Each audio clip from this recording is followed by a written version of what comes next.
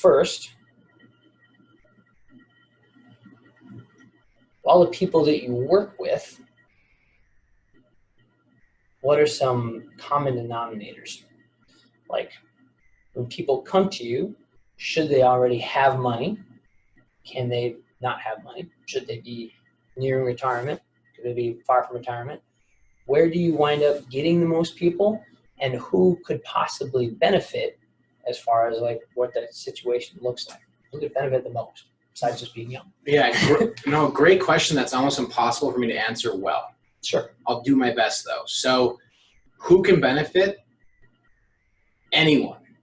Mm-hmm. I mean that. So my oldest client is probably in the 70s. My youngest client is 19 years old. Mm-hmm. All right. And from a logistical standpoint, I'd say half my clients live in the Thief River Falls area. Half of them we do just Zoom meetings. I have clients in California. All right. Sure. So from an underlying standpoint, I wouldn't say there is one. Mm-hmm. Outside of we believe the same things, right? And they're motivated about being financially successful. All right. Because if there's the second biggest lesson I ever learned behind that we need to believe the same things, the second biggest lesson I learned in this industry or in my business career is I cannot care more about your future than you do. If I'm spending all of my time trying to convince you why you should care, right, that relationship's not going to work. Right. As much as I want to help everyone and anyone, like I literally don't care if you have $1 to your name or $1 million to your name, I want to help if I can. Right. But if you don't care, there's nothing I can do about it.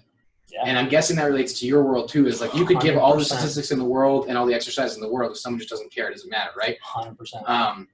So that's the biggest thing is the two things that have to be there. They have to care about, they have to believe what I believe, and they have to be motivated to be financially successful and actually take action. All right. There's a lot of people that like to take in information, but not take action. Right. And information is, some people say information is power. I disagree. Information used for action is power. So those are the two things that have to be there. As far as other things I see, I find a lot of business owners, because they understand they look at their money a little bit differently than employees do. Even though I challenge employees to look at their money like business owners. The example I'll use, we live in Thief River Falls, Minnesota. Everyone knows what DigiKey is. I think I've used this with you before, but it's still worth repeating. If DigiKey, so I'm actually going to draw this. Sure. So if this was DigiKey's, let's say, slush fund. So I don't know what DigiKey's gross income last year was. Well, let's just say this is DigiKey's slush fund. Oh, DigiKey. And they had all their different departments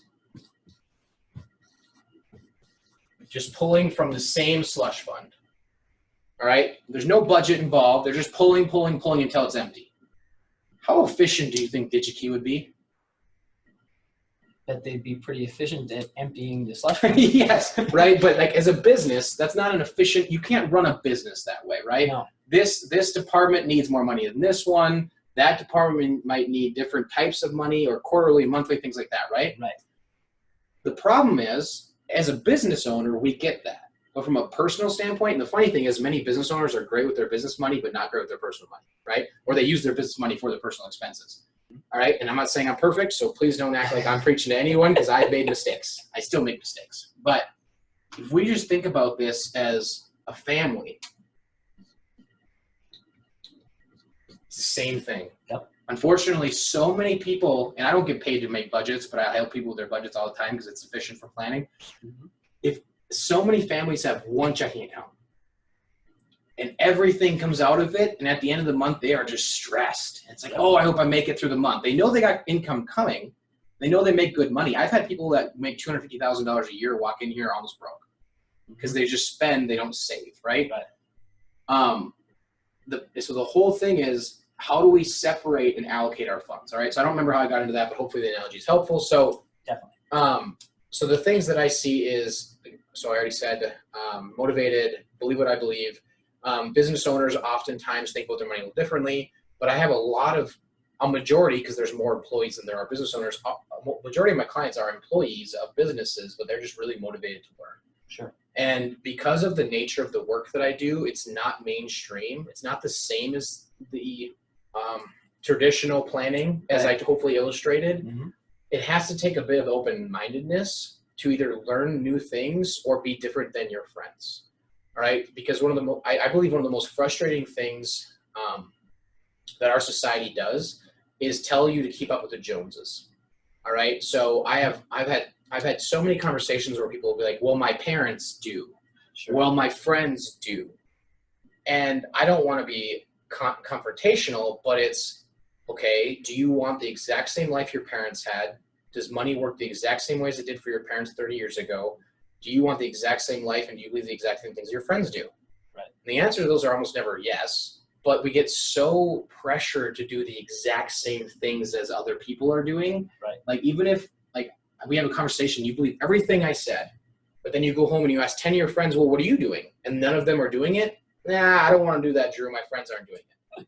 Like that's got to be that. So I don't know if I'm really hopefully I'm answering your question a little bit, but there's not really like a set group of people that I work with. It's really just an underlying belief and value. Right. Of, I guess the fourth one I'll mention. So to start from the top, they have to believe what I believe. They have to be motivated to learn. They have to be open-minded and not care about being the same as everyone else, because I don't do the same as everyone else.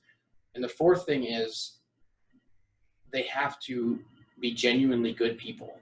Like for me, family will always be my number one value. And if you're just a jerk, I'm probably not going to want to work with you. And I found that people who genuinely care about their families are not only more are happier, but they're also more motivated to have follow-up conversations. Yeah.